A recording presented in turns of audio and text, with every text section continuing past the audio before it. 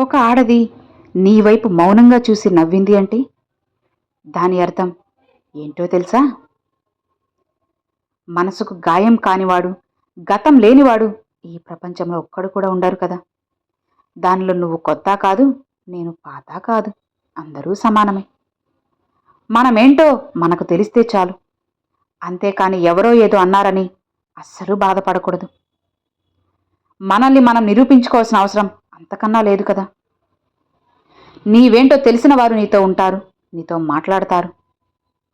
కానీ ఇక్కడ ఒక్కటి మాత్రం నిజం, ఎలాంటి పరిస్థితుల్లో కూడా మనం ప్రేమించిన వారిని అస్సలు వదులుకోకూడదు.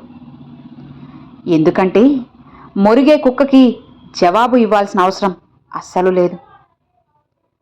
తెలియని వారిని చూసి అరవడం దాని నైజమే కదా. అలానే కొందరు మనుషులుంటారు, నోరు జారేవారు. జవాబు ఇచ్చి వారి స్థాయికి మనం పడిపోకూడదు. మన మౌనమే వారికి ఒక్కొక్కసారి చెప్పు దెబ్బ కావాలి, పాము కాటు కావాలి. ఎంతటి సున్నితమైన దారమైనా సరే తనంతట తాను తెగిపోదు కదా, ఏదో ఒకవైపు నుంచి లాగనిదే. అచ్చు అలానే ఎంత గొప్ప బంధమైనా తనంతట తానుగా విడిపోదు, మూర్ఖంగా ఒకరు తెంచుకోవాలని ప్రయత్నిస్తే తప్ప. బంధానికి, అనుబంధానికి విలువ తెలియని వారుంటే వారితో జీవన ప్రయాణం ప్రతిరోజు ఒక అగ్ని పరీక్షే కదా. ప్రశ్న ఏదైనా సరే నువ్వు ప్రేమతో దానికి బదిలిస్తే మనం గడిపే ప్రతిరోజు ఇంకొంచెం అందంగా ఉంటుంది. నీ పరిస్థితిని ఎప్పుడు ఎవ్వడూ ఆలోచించడు, కేవలం నీ పలకరింపుని మాత్రమే గుర్తుపెట్టుకుంటాడని తెలుసుకో. కాకి కోయిల రెండూ అరుస్తాయి. కాకి అరిస్తే గోల అంటారు, అదే కోయిల అరిస్తే కమ్మనైన పాట అంటారు. అందుకే నువ్వు ఆలోచించుకో, బదులిచ్చే విధానంతోనే సగం ప్రపంచాన్ని నువ్వు గెలిచేయచ్చు. మన సంస్కారం చెబుతుంది మన కుటుంబం ఎలాంటిదో అని. మనం మాట్లాడే మాటలు చెబుతాయి మన స్వభావం ఏమిటో అని. మనం చేసే వాదన చెబుతుంది మనకు ఎంత జ్ఞానం అనేది ఉందో అని. మనం చూసే చూపు చెబుతుంది మన మనసులోని ఉద్దేశం ఏంటో అని. మన విజయం చెబుతుంది మనం నేర్చుకున్న విద్య ఎలాంటిదో అని. కోల్పోయిన వాటి గురించి నువ్వు ఆలోచిస్తూ కూర్చుంటే ఉన్న వాటిని కూడా కోల్పోవాల్సి వస్తుంది. ఎందుకో తెలుసా? కొమ్మ నుండి రాలిపోయిన పువ్వులు తిరిగి అతుక్కోకపోవచ్చు, కానీ ఆ కొమ్మ బలంగా ఉంటే మాత్రం మళ్ళీ పూసే అవకాశం ఉంది అని తెలుసుకో.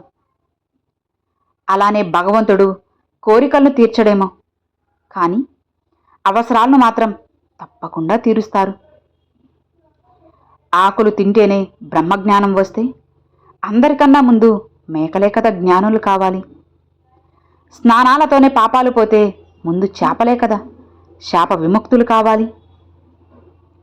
తల క్రిందులుగా తపస్సు చేస్తేనే పరమాత్మ ప్రత్యక్షమయ్యేటట్లయితే ముందుగా గబ్బిలాలకే కదా ఆ వరం అనేది దక్కాలి.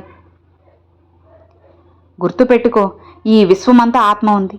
నీలో ఉన్న ఆత్మను వదిలి పరమాత్మ అంటూ పరుగులు పెడితే ప్రయోజనమే లేదని తెలుసుకో. నీలో లేనిది బయట ఏమీ లేదు, బయట ఉన్నది అంతా నీలోనే ఉంది. నీతో నువ్వు గడుపు, అప్పుడే నువ్వు చేస్తున్న పనులు ఏంటి, నువ్వు ఎలా జీవిస్తున్నావనేవి నీకు స్పష్టంగా అర్థమవుతాయి. ఒంటరిగా నడవడం నువ్వు అలవాటు చేసుకోవాలి. ఎందుకంటే నీతో ప్రయాణం ప్రారంభించిన వారందరూ నీతో పాటు చివరిదాకా నడవలేకపోవచ్చు కదా. సులువుగా వచ్చింది ఏదైనా సరే దాని విలువ తక్కువగానే ఉంటుంది అని తెలుసుకో. కష్టపడి సంపాదించిన దానికి విలువ ఎక్కువగా ఉంటుంది. అది బంధమైన, ధనమైన, ప్రేమైన, స్నేహమైన ఏదైనా సరే విలువ తెలుసుకోలేనివాడు ఎప్పటికీ కూడా సంపాదించలేడు. ఒకవేళ సంపాదించినా నిలబెట్టుకోలేడు. కష్టపడి సంపాదించుకున్నవాడు వృధా చేయలేడు. ఒకవేళ వృధా చేసినా తిరిగి సంపాదించుకోగలిగే సత్తా ఉంటుంది. అది స్నేహమైనా, ప్రేమైనా, డబ్బైనా సరే. నీళ్ళల్లో పడిన ప్రతి వాడు మునిగి చనిపోడు కదా. కేవలం ఈత రానివాడే మునిగిపోతాడని తెలుసుకో. అలానే సమస్యల్లో పడ్డ ప్రతి ఒక్కరూ కూడా బాధల్లో మునిగిపోరు. ఓర్పు నేర్పు లేనివారు మాత్రమే బాధల్లో కూరుకుపోతారు. వృత్తిని ఖచ్చితంగా ప్రేమించాల్సిందే, కానీ జీవితాన్ని, కుటుంబాన్ని అంతకన్నా ఎక్కువ ప్రేమించాలి. ఏదో ఒక దిశలో మీ వృత్తి మీ నుంచి దూరం కావచ్చు. మీ వృత్తికి మీరు వీడ్కోలు పలికే రోజు ఖచ్చితంగా రావచ్చు. కానీ నీ కుటుంబం మాత్రం నువ్వు ఉన్నంత వరకు నీతోనే ఉంటుంది. మరీ అంత నిజాయితీగా ఉండడం కూడా నీకు మంచిది కాదేమో కదా. ఎందుకంటే చెట్లు కొట్టడానికి వెళ్ళేవాడు ముందుగా నరికేది నిటారుగా సాఫీగా ఉన్న చెట్లనే కదా. ఆలోచించు. నేటి సమాజంలో మోసం చేయడం తెలివైపోయింది, జ్ఞానం పంచడం అమాయకత్వం అయిపోయింది, నిజాయితీగా బ్రతకడం తెలివి తక్కువతనమైంది. అవునా? కాబట్టి శత్రువు వేసే బాణాలు తగిలిన వ్యక్తి నిద్రపోగలడేమో, కానీ మన అనుకున్న వాళ్ళు కుటిల బుద్ధితో వేసే బాణాలు తగిలిన వ్యక్తి మనసు గాయాలతో తూట్లు పడిపోతుంది. నమ్మకం అనే పునాది మీద అబద్ధాలు అనే ఇటుకలను పేర్చి ఎంత అందమైన కోట కట్టినా అది తాత్కాలికమే అని తెలుసుకో. సమయం వచ్చినప్పుడు నిజమనే చిరుగాలి దెబ్బకు అది పునాదులతో సహా కూలిపోతుంది అని గుర్తుపెట్టుకో. మోసానికి, నమ్మక ద్రోహానికి చాలా తేడా ఉంది అని నువ్వు తెలుసుకో. మోసం అందరూ చేస్తారు, నమ్మక ద్రోహం మాత్రం నువ్వు బాగా నమ్మిన వాళ్ళు మాత్రమే చేస్తారని గుర్తుపెట్టుకో. కాబట్టి మిమ్మల్ని ఇష్టపడే వాళ్ళను, మీ అవసరం ఉన్న వాళ్ళను తప్పించుకొని అస్సలు తిరగొద్దు. మిమ్మల్ని నమ్మిన వాళ్ళని ఎప్పటికీ కూడా మోసం చేయొద్దు. మిమ్మల్ని గుర్తుంచుకునే వాళ్ళను మర్చిపోవద్దు. ఒక స్త్రీ మగాడి వైపు మౌనంగా చూసి నవ్వింది అంటే ఇక ఆ స్త్రీ అత్యంత ప్రమాదకరం. జాగ్రత్త. ఆమె ఏ క్షణంలోనైనా సరే నిన్ను మోసం చేసేయగలదు. నీతో ఒక ఆడది తన బాధలు, సమస్యలు, విషయాలు అన్నీ నీతో పంచుకుందంటే ఆమె నిన్ను పూర్తిగా నమ్ముతోంది అని అర్థం చేసుకో.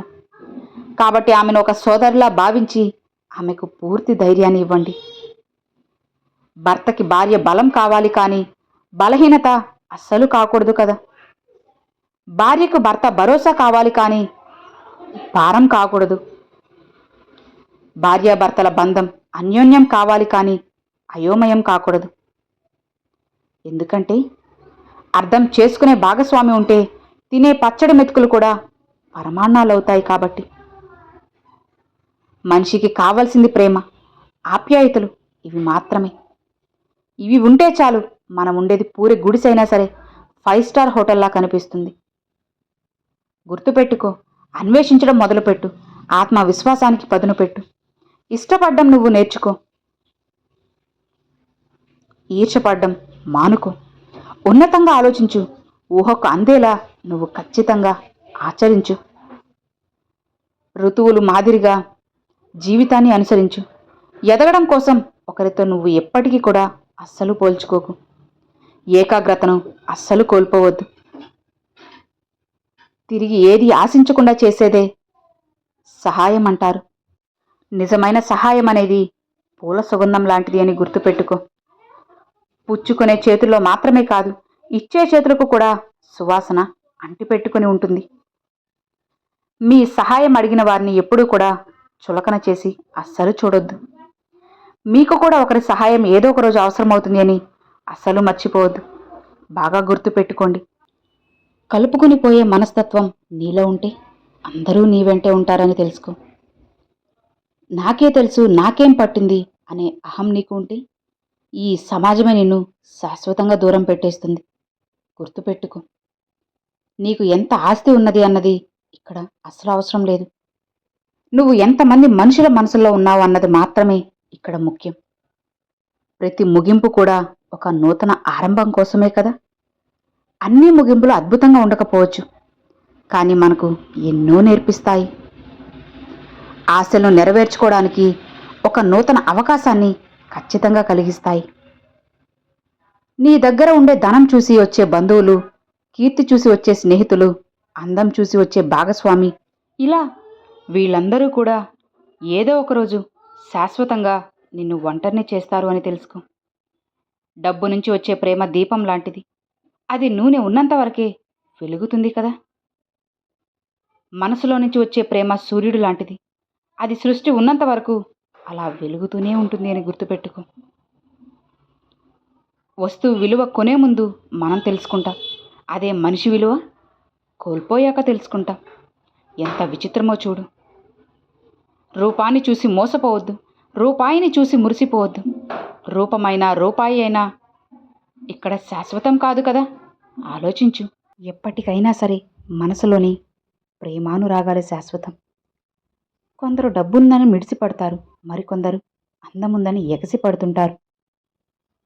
కానీ గుర్తుపెట్టుకో, వారికేం తెలుసు అన్నిటికంటే గొప్పది గుణమని. అది ఉంటే చాలు. డబ్బు కరిగిపోవచ్చు, అందము తరిగిపోవచ్చు, కానీ మనమున్నా లేకపోయినా తరగకుండా కరగకుండా ప్రకాశించేది మన నాణ్యమైన గుణం మాత్రమే కదా. మీ హోదా స్థాయి పెరిగిందని కళ్ళు నెత్తిన పెట్టుకొని పైకి చూస్తూ నడవద్దు. కాలానికి ఖచ్చితంగా గుణపాఠం నేర్పే అలవాటుంటుంది. అది ముళ్ళులా మీ కాలికే గుచ్చుకుని మీ చేతితోనే తీసుకునేలా చేస్తుంది. ఎక్కువగా నమ్మటం, ఎక్కువగా ప్రేమించడం, ఎక్కువగా ఆశించడం, దీనివల్ల వచ్చే బాధలు కూడా ఎక్కువగానే ఉంటాయి కదా. సంతోషం అంటే సీతాకోక చిలుక లాంటిది. దానికోసం పరిగెత్తినంతకాలం మనకు అది అస్సలు దొరకదు. కానీ ఒకచోట ప్రశాంతంగా కూర్చుంటే ఖచ్చితంగా అది వచ్చి మనపై వాలుతుంది అని గుర్తుపెట్టుకో. పని పూర్తి చేయాలి అని ప్రయత్నిస్తూ ఎదురు దెబ్బలు తింటూ ఎదిగిన వ్యక్తి ఎప్పటికైనా ఖచ్చితంగా విజయం అనేది సాధిస్తారు. అలా కాకుండా ఇతరులను ఇబ్బంది పెడుతూ ఉండే వ్యక్తులు ఎప్పటికీ ఒక్కచోటే ఉండిపోతారు కదా. నీకు పని పూర్తి చేయాలన్న తపన లేనప్పుడు ఎవరూ నీకు సహాయం చేయలేరు కదా. ఎలా అయినా పని పూర్తి చేయాలని కంకణం కట్టుకుంటే ఒక్కడు కూడా నిన్ను ఆపలేరు అని తెలుసుకో. ప్రతి శ్వాస వెనకాల ఒక ఆశ ఉంటుంది. ఆ ఆశ వెనకాల ఏదో ఒక ఆలోచన అనేది దాగి ఉంటుంది. ఆ ఆలోచనల్లో ఏదో సాధించాలనే ఆశయం ఖచ్చితంగా ఉంటుంది. ఆ ఆశయం వెనకాల ఒక ఆచరణ ఉంటుంది. ఆ ఆచరణ వెనకాల అలు పెరగని శ్రమ దాగి ఉంటుంది అని తెలుసుకో. అర్థమవుతుందా? ఏదైనా సరే మాట్లాడే ముందు ఎదుటి వ్యక్తి మనసు నొచ్చుకుంటుందా లేదా అన్నది ఒక్కసారి ఆలోచించి మాట్లాడే బుద్ధి అనేది ఉండడం. అది లేనప్పుడు ఎంత వయసు ఉన్నా, అనుభవం ఎంత ఉన్నా సరే అది వ్యర్థమే. గౌరవం అనేది వయసును బట్టి ఉండదు, సంస్కారాన్ని బట్టి ఉంటుంది. తాటి చెట్టు ఎంత ఎత్తు పెరిగినా దాని కింద ఒక్కడూ నిలబడరు. మర్రి చెట్టు చిన్నగా ఉన్నా అందరూ దాని నీడలోనే కదా నిలబడతారు. కోపంలో వచ్చిన మాటనే పట్టుకుంటూ కూర్చుంటే మనసు విరిగిపోతుంది. అదే ఆ కోపం వెనుక ఉన్న బాధను తెలుసుకుంటే బంధం నిలబడుతుంది. అలా ఉండగలగడానికి మనకు కావలసిన ఆయుధాలు చిరునవ్వు, మౌనం. ఈ రెండే గొప్ప ఆయుధాలు. చిరునవ్వుతో ఎన్నో సమస్యలు నువ్వు పరిష్కరించుకోవచ్చు. మౌనంతో అసలు నీకు సమస్య రాకుండా నువ్వు చూసుకోవచ్చు కదా. కోపంతో మాట్లాడితే గుణాన్ని కోల్పోతారు. అధికంగా మాట్లాడితే ప్రశాంతతని కోల్పోతారు. అనవసరంగా మాట్లాడితే అర్థాన్ని కోల్పోతారు. అహంకారంతో మాట్లాడితే ప్రేమనే కోల్పోతారు. అబద్ధాలు మాట్లాడితే మీ పేరును కోల్పోతారు. అదే ఆలోచించి మాట్లాడితే ప్రత్యేకతతో మీరు జీవిస్తారు అని గుర్తుపెట్టుకోండి. ఆయుధం కన్నా పదునైనది మాట. ఆ మాట ఆలోచనాత్మకంగా ఉండాలే కానీ అవమానించేలా అస్సలు ఉండకూడదు. మన మాటలు ఎదుటివారిని ఉత్తేజపరిచేలా ఉండాలే కానీ వెటకారంగా అస్సలు ఉండకూడదు. అర్థం చేసుకునేలా ఉండాలే కానీ ఆ వ్యక్తిని కించపరిచేలా ముమ్మాటికి ఉండకూడదు అని తెలుసుకో. ఎప్పుడూ కూడా నీ పనిలో నువ్వు జాగ్రత్తగా ఉండు. అర్థమైంది కదా. Thanks for watching friends.